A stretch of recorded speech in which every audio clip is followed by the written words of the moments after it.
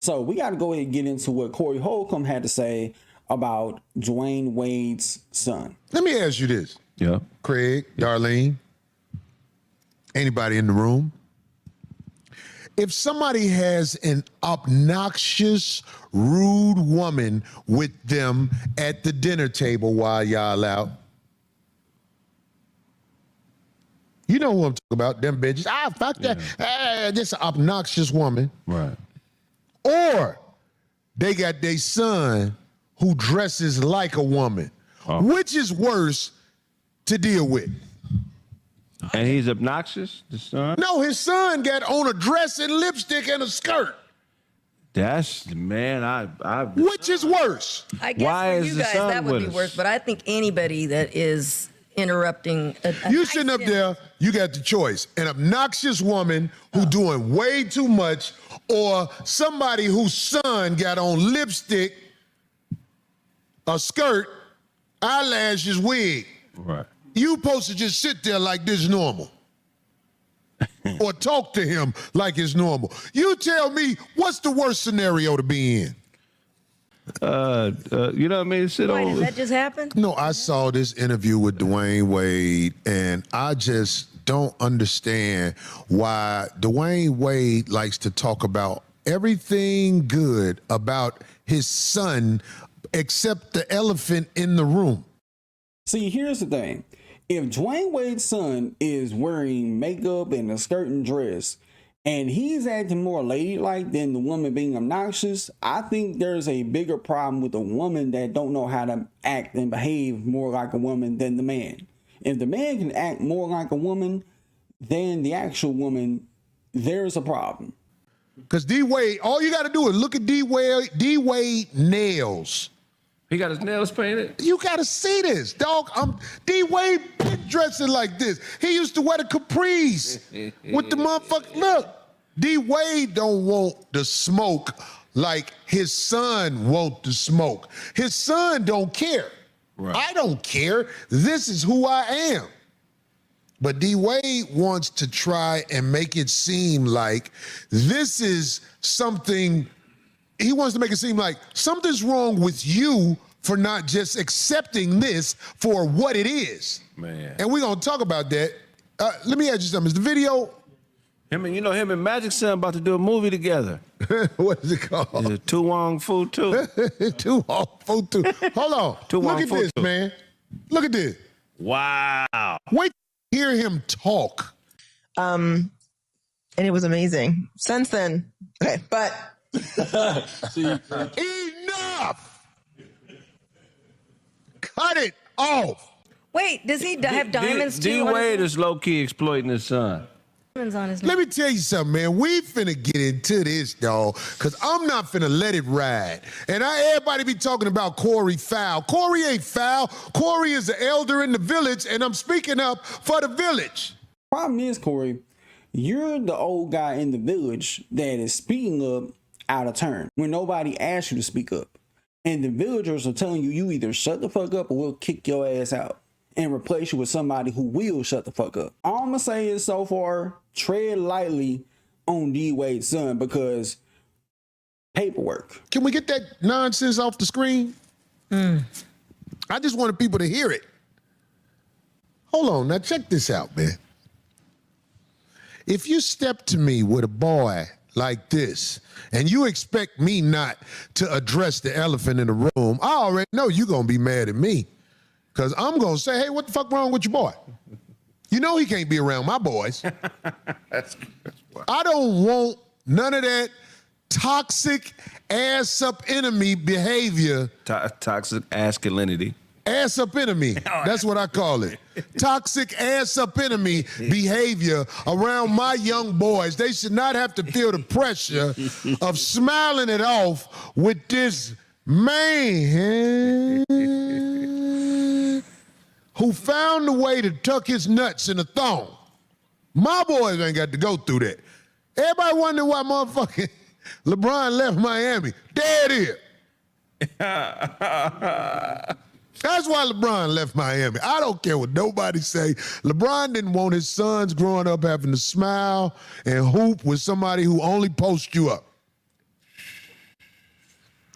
can't bring no boy like that around the real elders of the village. I promise you, this gonna fuck around and happen. D-Wade is gonna see that, and he gonna end up sending your ass a cease and desist defamation lawsuit in the mail. Because I don't know how that ain't defamation. You over here bringing up his son when he could easily just put duct tape on you legally and say, shut the fuck up, or else pay me $500,000. Or pay me what you weigh. If you weigh 250, I'm gonna need at least 300,000. And again, the elders in the room sometimes don't know better. It's no different than when the elders would try to speak up out of turn against gay marriage, against interracial dating. They get told to shut the fuck up eventually, and they get casted out the village because they don't know when to be quiet. And expect us not to say, put that boy somewhere? You can't do it.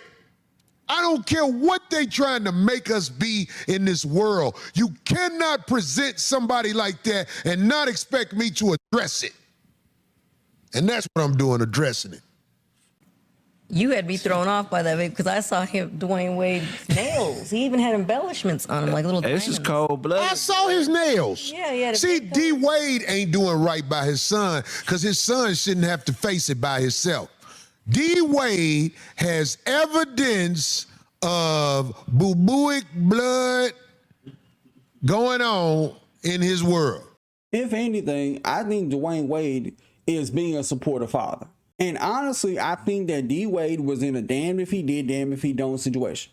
Because let's say if he had have said, no, son, I'm against this, and his son leaves, moves away, don't want to have nothing to do with D. Wade, then when he gets older, he hops online and starts kicking his dad's back in and calling him transphobic and all these other things. You know what ends up happening? Brand deals go away. Opportunities go away for D. Wade with that attached to his name. It's nothing personal. It's just business. It's less collateral damage if you are supportive of anybody wanting to transition than you being against it. That's just the status quo of the world. And it's more opportunities for you if you cool with the shit. I'm not saying you have to agree with it, but it makes sense from a business standpoint. And funny how this clip is floating around and it's Pride Month. Boy, Holcomb sure got some horrible timing, don't he? At the end of the day, it pays to be a supportive dad. If your son wants to play sports or be a lawyer, a doctor, and tell him you can do whatever you put your mind to. Whatever you want to do, I'm there for it. You can't be the dad that says, no, you're going to be a lawyer, you're going to be a doctor, you ain't going to do YouTube, you ain't going to do this Twitch stuff, you ain't going to do none of this internet stuff that them other kids doing. Or better yet, as it relates to transitioning or dating outside your race or being gay, if you're not going to support your son for wanting to go either one of them routes, then don't expect your son to be there for you when you need him. Because it's going to be one of these days, you're going to be on your deathbed wishing your son had been there.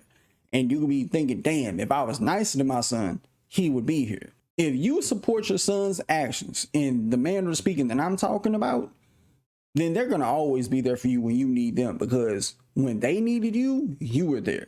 Now, as far as the whole transition and stuff goes, I think the best thing you could do is arm your kid with knowledge.